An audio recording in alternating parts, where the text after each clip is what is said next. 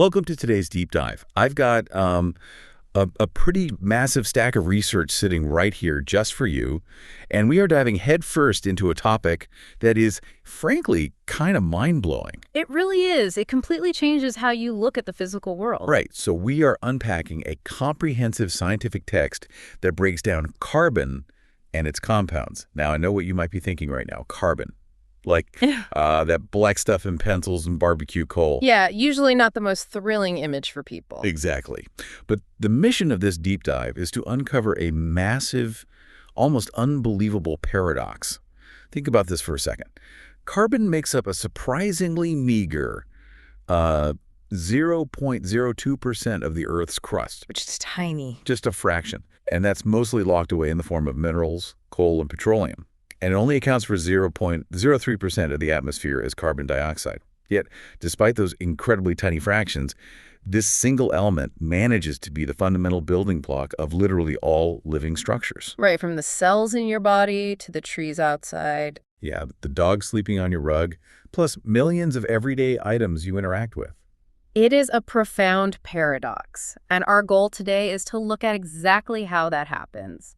We're going to explore not just what carbon is, but why it acts as the ultimate shapeshifter of the chemical world. The shapeshifter, I love that. It really fits. It's a journey that starts down at the invisible atomic level and scales all the way up to the food you eat, the clothes you wear, and the fuels you use to heat your home. We're essentially looking at the architectural blueprints of life itself. So, to understand how carbon pulls off this disappearing yet everywhere act, we have to start with how it interacts with the rest of the elements on the periodic table. The fundamentals of bonding. Right. Now, if you remember basic high school chemistry, Yeah. a lot of elements bond by basically stealing electrons from each other or giving them away. Those are ionic bonds, right? Like sodium giving an electron to chlorine to make table salt. Exactly, a clean transfer. But carbon doesn't do that. Carbon is a lot more diplomatic, I guess. It prefers to share. Why doesn't it just steal or give away electrons like the others? Well, it comes down to a very specific structural limitation. Carbon has an atomic number of 6. That means it has 6 protons in its nucleus and 6 electrons orbiting that nucleus. Okay, 6 and 6. Right. 2 of those electrons are in the inner shell and 4 are in the outermost shell. Those 4 outer ones are its valence electrons. Now, the ultimate goal of an atom is generally to achieve a stable, full outer shell, usually 8 electrons, so it can relax and be stable like a noble gas. Got it. So carbon sits there needing 4 more electrons to reach that magic number of 8. Precisely. So why not just grab 4 electrons from passing atoms? Just steal them. Because if carbon were to gain 4 electrons to form a C4- anion, it would become incredibly unstable. Remember, its nucleus only has 6 protons. Those 6 positive protons act like a magnet. And they're trying to hold on to 10 total negative electrons now. Exactly, and it's just too difficult. The repulsive forces between all those extra electrons would tear the whole arrangement apart. It simply doesn't have the gravitational pull at the atomic level to hold that much extra baggage. Okay, so stealing is completely out of the question. Why not just dump the 4 outer electrons and be done with it? Just give them away to someone who wants them. That is an energetic nightmare. If carbon tried to lose those 4 electrons to form a C4 plus a catenation, it would require a massive, almost astronomical amount of energy to rip them away. Because the nucleus is holding on tight. Right. You'd be left with a tiny carbon nucleus of 6 protons holding onto just 2 solitary inner electrons. The energy required to overcome the attraction between the nucleus and those outer electrons is just too high. So carbon is stuck. It can't gain 4 and it can't lose 4. It's trapped in atomic limbo. Exactly. And carbon's elegant solution to this dilemma is the covalent bond. Instead of gaining or losing, it simply shares its 4 valence electrons with other atoms. They effectively co-own the electrons. Yes. By sharing, both carbon and the atoms it bonds with get to pretend they have a full, stable outer shell. It's like a chemical timeshare that actually works out for everybody involved. That's a great way to put it. And the text notes that this sharing creates very strong bonds internally between the atoms, but the intermolecular forces, the attraction between the different molecules themselves, are actually quite weak. Which is why these covalent carbon compounds generally have low melting and boiling points. Right, and why they don't conduct electricity well. They aren't throwing charged ions out into the world. Everything is locked up in these sharing agreements. They keep their electrons to themselves, mostly. But here's the part that I found so visually striking in the research. This sharing behavior allows pure carbon to create allotropes. These are completely different physical substances made of the exact same element. Just pure carbon, nothing else. Yeah, but behaving in completely opposite ways depending on how the sharing is structured. What's fascinating here is the sheer extreme of those physical differences. The architecture dictates the reality. Take a diamond, for example. Okay.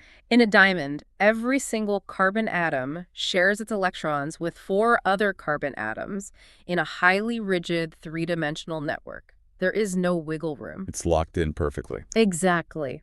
That specific, tightly packed geometry makes diamond the hardest natural substance known to us. But then you have graphite. The stuff inside the pencil sitting on your desk right now is also pure carbon. But it is nothing like a diamond. That's because the architecture is completely different. In graphite, each carbon atom is only bonded to 3 other carbon atoms, and they are all in the exact same plane. So it forms flat sheets instead of a 3D grid. Right, it forms these flat, hexagonal arrays, kind of like chicken wire.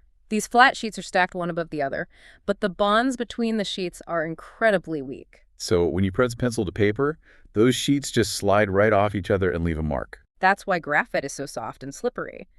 Furthermore, because only 3 of the 4 valence electrons are used in bonding, 1 electron from each carbon atom is left relatively free. And that allows graphite to conduct electricity. Yes, which is highly unusual for a nonmetal. It's a surprisingly good conductor. It's wild that the hardest rock on Earth and the soft smudge on a piece of paper are identical at the elemental level. But then the text brings up a third allotrope, the fullerenes. Oh, the fullerenes. Yeah, it mentions one called C60, which is literally 60 carbon atoms arranged in the shape of a microscopic soccer ball. And it was named Buckminster fullerene, after the U.S. architect Buckminster Fuller, just because the molecule's structure perfectly resembles the geodesic domes he used to design. It perfectly illustrates how carbon can build structural cages, flat sheets, or dense 3D grids. Okay, let's unpack this for a second. Carbon really is the ultimate Lego brick of the universe. It seems like it can build an almost infinite number of structures. Why is carbon so uniquely good at this? Why doesn't oxygen or nitrogen build giant soccer balls and massive flat sheets? The Lego analogy is probably the best way to visualize it. And there are 2 very specific traits that give carbon the superpower. The first is a property called catenation. Catenation? Yes. Catenation is carbon's unique ability to link with itself to form massive, sprawling molecules. It can form long, straight chains of carbon atoms, branched chains that look like trees, or even closed rings like cyclohexane or benzene. Now, you might wonder if other elements can do this. Some try. Silicon, which sits right below carbon on the periodic table, tries to do this. It can form chains with hydrogen, but once those chains reach 7 or 8 silicon atoms long, they become highly reactive and unstable. The whole thing just falls apart. Exactly. But carbon bonds are uniquely strong and stable, so a carbon chain can go on for dozens, even hundreds of atoms without breaking a sweat. It's like a never-ending train where every single boxcar is a carbon atom. And what's the second trait? The second trait is its tetravalency. Because it has a valency of 4, meaning it has those 4 slots available for sharing, a single carbon atom can bond with 4 other atoms simultaneously. It acts as a multidirectional hub. Exactly. It allows the molecule to branch out in 3-dimensional space in 4 different directions at once. So it's a hub in a massive network. But if carbon is just hooking up with hydrogen, which is the most common element it bonds with, isn't that just going to make the same basic stuff over and over again? The text calls these hydrocarbons.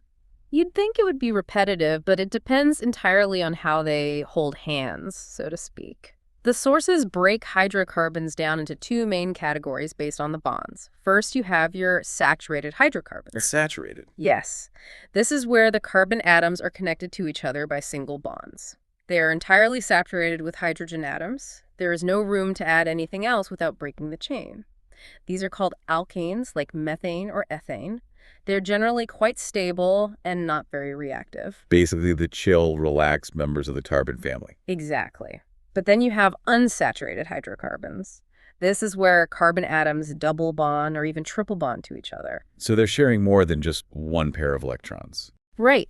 Because they are sharing 2 or 3 pairs of electrons between themselves, they have fewer hydrogens attached. Those are your alkenes with double bonds and akenes with triple bonds. And because of the strain of those multi-bonds, they are a lot more reactive. Very much so. They're constantly looking for ways to break that extra bond open and attach to something new. And this leads to something that was a massive aha moment for me when reading this text: structural isomers.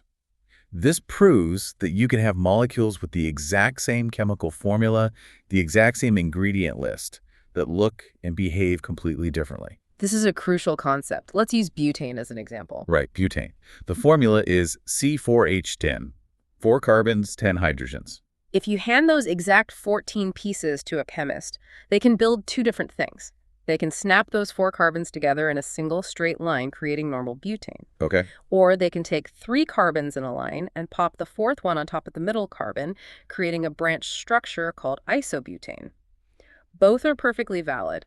Both use the exact same atoms. But because you rearrange the skeleton, they're entirely distinct structures with different boiling points and physical properties. Completely different. If we just think about the sheer math of that, as you add more and more carbon atoms, the number of possible branches and ring structures just explodes exponentially. No wonder there are millions of known carbon compounds. It's endless combination. But a skeleton of just carbon and hydrogen doesn't have much personality on its own. How do we get from a boring, invisible gas like methane to something incredibly complex like alcohol or the vinegar sitting in my pantry? That's where we introduce the concept of heteroatoms. Carbon and hydrogen are the foundation, but occasionally elements like chlorine, bromine, oxygen, nitrogen, or sulfur will step in and replace a hydrogen atom on the carbon chain. They just swap places. Yes, and when they do, they form specific clusters called functional groups. These include things like alcohols, aldehydes, ketones, and carboxylic acids. And what's fascinating here is that the moment one of these functional groups attaches to the carbon chain, it completely takes over. I love how the text describes this. It basically says these functional groups hijack the molecule's personality. They absolutely do. The functional group dictates almost all the chemical properties of the entire compound, practically regardless of how long the underlying carbon chain itself is. The carbon chain is relegated to being just a delivery mechanism for the functional group. That's a perfect way to look at it. So to ground this in reality, the text talks about a homologous series. Think of it like a family tree where everyone inherits the exact same nose. Let's look at the alcohol family. You start with methanol, which has 1 carbon, then ethanol with 2. Propanol has 3 and butanol has 4. Exactly. Each successive member of that family just adds 1 microscopic Lego piece, a CH2 unit. And as those chains get longer and heavier, their physical properties, like their boiling points, gradually increase in a very smooth, predictable way. But chemically, they act the same, right? Because methanol is a highly toxic liquid that can literally blind you. But if you just add 1 more carbon and 2 more hydrogens to that chain, it becomes ethanol, the stuff in a pint of beer. A massive difference in biological impact. Seriously, that 1 tiny molecular addition changes it from a deadly industrial poison to a Friday night out. But chemically, they both undergo similar reactions because they are both wearing the exact same accessory, that alcohol functional group, the OH, attached to the end. That's correct. The functional group acts as the chemical signature. It dictates how the molecule will react with the world. And understanding those signatures is exactly how we harness carbon compounds for our daily lives. Which brings this science directly into your kitchen. Let's talk about burning things, because combustion is just the rapid oxidation of these carbon compounds. Have you ever wondered why the gas stove in your kitchen burns with a crisp, invisible blue flame, but the candle on your dining table burns with a yellow, flickering flame? It all comes back to saturation. Saturated hydrocarbons, like the methane or butane typically used in gas stoves, will generally undergo complete combustion, giving a clean blue flame, provided there is a sufficient supply of oxygen. So every bit of the carbon gets oxidized. Yes. Unsaturated hydrocarbons, however, have a higher percentage of carbon. When they burn, the oxygen supply usually isn't enough to oxidize all the carbon completely. And that results in a yellow flame filled with glowing, unburnt carbon particles. Exactly. And eventually, those particles cool down and settle as black smoke or soot. And the text gives a really practical listener tip here. Have you ever noticed the bottoms of your favorite cooking pots getting blackened and sooty on your gas stove? It's not a problem with the metal of the pot. No, it's an oxygen problem. Right. It means But speaking of daily life, the text highlights two very specific VIP carbon compounds that humans interact with constantly. The first, as you mentioned earlier, is ethanol. yes, the active ingredient in all alcoholic drinks. It's a liquid at room temperature and an incredibly good solvent, which is why it's used heavily in medicines, things like tincture of iodine, cough syrups, and various tonics. But the text doesn't shy away from its dark side. It really doesn't. While it's socially widespread in highly diluted forms, consuming pure ethanol, what chemists call absolute alcohol, can be completely lethal. It rapidly depresses the central nervous system and severely impairs metabolic processes. But because it is such a vital industrial solvent for manufacturing, factories produce it in massive, massive quantities. They have to. And to prevent that cheap industrial ethanol from making its way into the beverage market or being consumed by workers, it undergoes a process called denaturing. And denaturing is just a polite way of saying they deliberately poison it. Precisely. They add substances like methanol, which we discussed earlier as being highly toxic. Even a tiny amount of methanol can cause blindness or death. And the biological reason is horrifying. It is. Methanol oxidizes into methanol in the liver. This methanol reacts rapidly with the components of your cells, causing the protoplasm to coagulate. It is the exact same chemical process as an egg white solidifying when you drop it into a hot frying pan. Exactly. Yeah. And to make absolutely sure people know not to drink it, they also dye this denatured alcohol blue. But the egg white analogy is terrifying. Just your cells cooking from the inside out. A brilliant chemical safeguard, but deeply unsettling. It gets the message across. It really does. Now, the second VIP compound the text highlights is ethanoic acid, which belongs to the carboxylic acid family. And I was amazed to learn that you take a tiny, tiny amount of ethanoic acid, just a 5 to 8% solution mixed into water, you get common household vinegar. That's it. That's the stuff you put on salads or use to preserve pickles. Yes, and pure ethanoic acid has another far more dramatic name.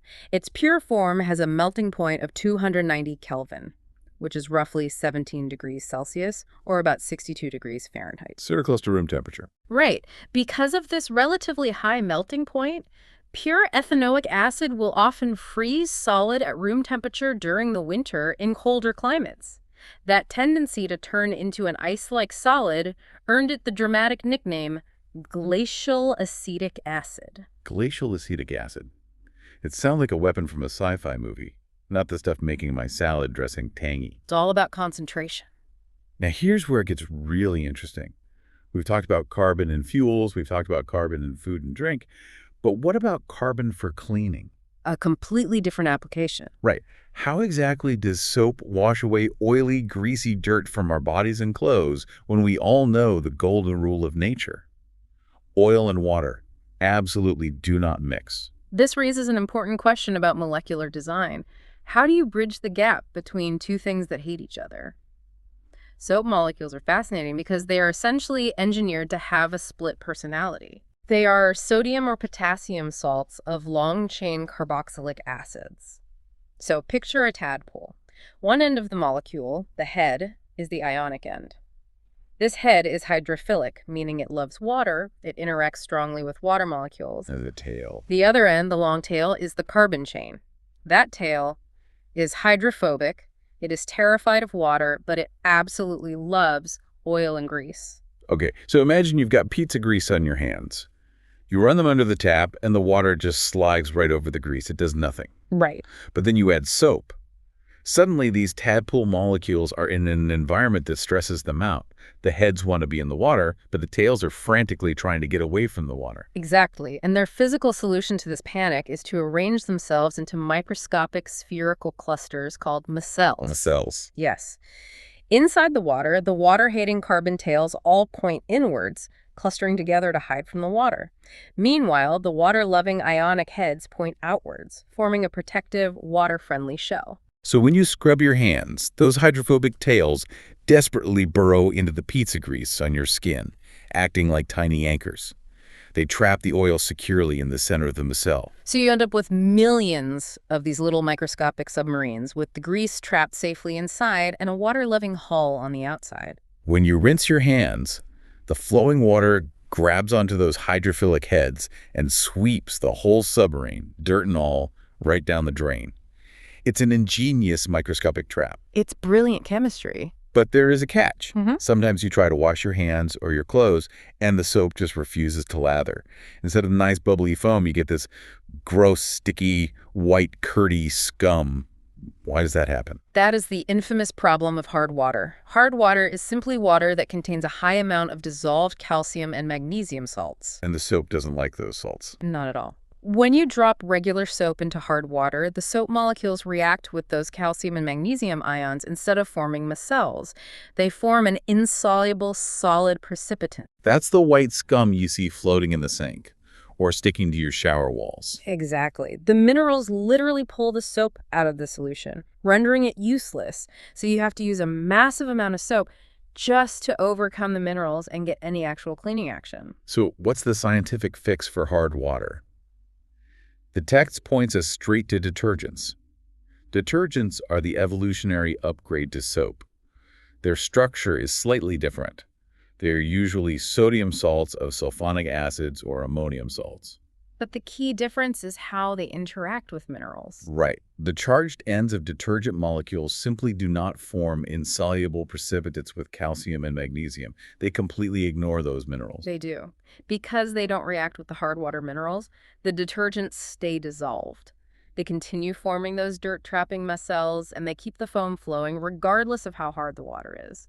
That's why the laundry detergent in your washing machine works so reliably, even if your tap water is full of minerals. It's a highly engineered solution. It's a perfect showcase of how understanding the deepest mechanics of carbon chemistry allows us to engineer highly specific solutions to everyday annoyances. We've literally gone from the graphite making marks in our notebooks to the invisible gas burning on our stoves, the vinegar in our pantries, the alcohol in our medicines, and the complex detergents keeping our clothes clean. All of it is dictated by how a single element with 6 little protons decides to share its 4 outer electrons. It's incredible. And if there is one true takeaway for you today from this deep dive, it's that understanding these tiny invisible concepts, the covalent bonds, the catenation, the functional groups, it's not just abstract textbook chemistry. It is the literal key to understanding the mechanics of the massive physical world around us. The micro dictates the macro. I completely agree. And before we wrap up today, I want to leave you with one last thing to chew on, something that struck me from the source notes. Yeah. The text points out that the coal and petroleum we use today were formed from ancient biomass trees and ferns subjected to incredible pressure over millions of years.